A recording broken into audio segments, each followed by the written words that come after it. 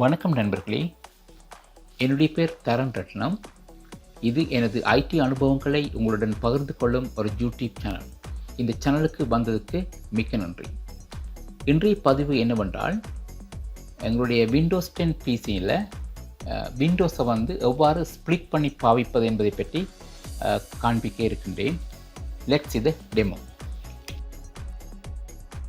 சில வேளைகளில் நாங்கள் பிசியில் வேலை செய்யும் பொழுது பல விண்டோஸ்களை நாங்கள் ஓப்பன் பண்ணி வைத்து வேலை செய்ய வேண்டிய நிலைமைகள் வரலாம். அப்படிப்பட்ட சந்தர்ப்பத்தில் இந்த விண்டோஸ்களை நீங்கள் ப்ராப்பராக ஒழுங்குபடுத்தி வேலை செய்தால் நீங்கள் செய்யும் வேலையினை இலகுவாகவும் கெதியாகவும் செய்யலாம். அதுக்காக நான் பயன்படுத்த போகின்ற டெக்னிக் இந்த விண்டோஸ் ஸ்னாப் என்னும் ஒரு டெக்னிக். இது பல காலமாக, அதாவது விண்டோஸ் 7 இருந்து காணப்படுகின்றது. ஆனால் விண்டோஸ் 10 அது மேலும் விரிவாக்கப்பட்டு காணப்படுகின்றது. இப்பொழுது பாருங்கள், என்னுடைய பிசியில் நான் 4 விண்டோஸ்களை ஓப்பன் பண்ணி வைத்துள்ளேன். அப்போ இவற்றை நாங்கள் பல விதமாக ஒழுங்குபடுத்தலாம். இப்பொழுது நாங்கள் எங்களுடைய ஸ்க்ரீனை 2 விண்டோஸை கொண்ட ஸ்க்ரீனாக எவ்வாறு மாற்றுவது என்பதை பார்ப்போம். எங்களுடைய பிசியின் இந்த ஸ்க்ரீனில் 2 பகுதிகளாக பிரித்து, அரவாசியாக பிரித்து, வலது பக்கத்தில் இந்த விண்டோவையும் இடது பக்கத்தில் இந்த விண்டோவையும் நாங்கள் ஸ்னாப் பண்ணுவோம்.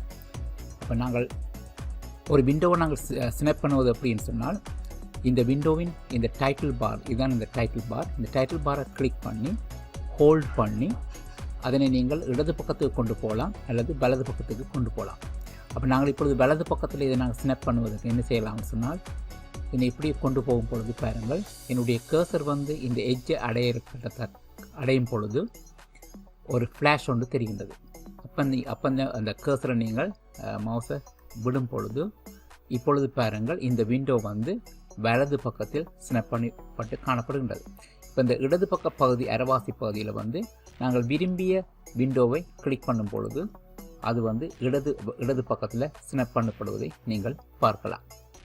இதனை நாங்கள் விண்டோஸ் ஷார்ட்கட் கீயை பாவித்தும் செய்யலாம். அதாவது விண்டோஸ் கீயையும் ரைட் ஆரோ லெஃப்ட் ஆரோவை நாங்கள் அழுத்துவதன் மூலம் இதனை செய்யலாம். இதனை எவ்வாறு செய்வது என்பதை இப்பொழுது காட்டித்தருகின்றேன். இப்பொழுது நாங்கள் ஏதாவது ஒரு விண்டோட டைட்டில் பாரை கிளிக் பண்ணி போட்டு இந்த விண்டோஸ் கீயையும் நாங்கள் ரைட் ஆரோவையும் கிளிக் பண்ணும் பொழுது பாருங்கள், நாங்கள் சூஸ் பண்ணி அந்த விண்டோ வலது பக்கத்தில் ஸ்னாப் பண்ணப்பட்டு காணப்படுகின்றது. அதே மாதிரி, அதாவது விண்டோஸ் கீயையும் லெஃப்ட் ஆரோவையும் கிளிக் பண்ணும் பொழுது மற்ற விண்டோ இடது பக்கத்தில் ஸ்னாப் பண்ணப்படுவதை நீங்கள் பார்க்கலாம். மேலும் நாங்கள் 4 விண்டோஸை கொண்டு வரலாம், அல்லாவிட்டால் 3 விண்டோவையும் கொண்டு வரலாம். அதனை எவ்வாறு செய்வது என்பதை இப்பொழுது காட்டித்தருகின்றேன். இப்பொழுது நாங்கள் எவ்வாறு 3 விண்டோஸை நாங்கள் இந்த ஸ்னாப் பண்ணுவது என்பதை பார்ப்போம். இப்போ நாங்கள் ஏதாவது ஒரு விண்டோட டைட்டில் பாரில் கிளிக் பண்ணி போட்டு இப்போ நீங்கள் அதனை மூவ் பண்ணி கொண்டு இந்த மவுஸ் இந்த மூலையில் படும் பொழுது பாருங்கள், ஒரு ஸ்னாப் ஒரு ஃப்ளாஷ் தெரிகின்றது. அந்த நேரத்தில் நீங்கள் மவுஸை விடலாம். ஓகே, அதே மாதிரி மெட்டே விண்டோவைக்கும் டைட்டில் பாரில் கிளிக் பண்ணி அதனையும் நாங்கள் ட்ராக் பண்ணி கொண்டு எங்களுடைய மவுஸ் இந்த மூலையில் படம் வரைக்கும் கொண்டு போடுங்க பாருங்கள். இப்போ ஒரு ஸ்னாப் கொண்டு வருகிறது. ரைட், அப்போ இப்பொழுது பாருங்கள், இந்த வலது பக்கத்தில் 2 விண்டோஸ் ஸ்னாப் பண்ணி கொண்டு காணப்படுகின்றது. இப்போ இந்த இடத்துல நீங்கள் ஏதாவது ஒரு விண்டோவை கிளிக் பண்ணும் பொழுது பாருங்கள், இப்போ 3 விண்டோவாக இங்கே ஸ்ப்ளிட் பண்ணிப்பட்டு காணப்படுகின்றது. ஓகே, மற்றது இப்போ இதனை நாங்கள் 4 விண்டோவாக மாற்ற வேண்டும் சொன்னால், இப்போ மற்ற விண்டோவை நாங்கள் இந்த டைட்டில் கிளிக் பண்ணி இந்த மூளைக்கு கொண்டு போகும் பொழுது இப்போ ஒரு ஃப்ளாஷ் வருகின்றது. அந்த நேரத்தில் மவுஸை விடும் பொழுது மற்றது இதனை கிளிக் பண்ணும் பொழுது பாருங்கள், இப்பொழுது 4 விண்டோஸாக இது ஸ்ப்ளிட் பண்ணப்பட்டு காணப்படுகின்றது.